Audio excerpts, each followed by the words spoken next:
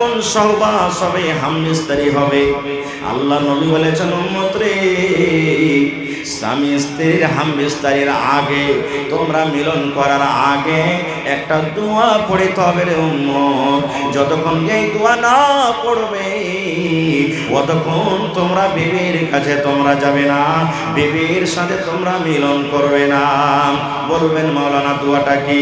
আল্লাহ রাসূল বলেছেন, বিসমিল্লাহি আল্লাহুম্মা জান্নিবনা শাইতান ওয়া জান্নিবিশ শাইতানা মা রাযাকতানা। কি দোয়াটা? বিসমিল্লাহি আল্লাহুম্মা জান্নিবনা শাইতান ওয়া জান্নিবিশ শাইতানা মা রাযাকতানা। বিবির সাথে যখন যখন মিলন করবেন, শুধু প্রথম রাতে নয়।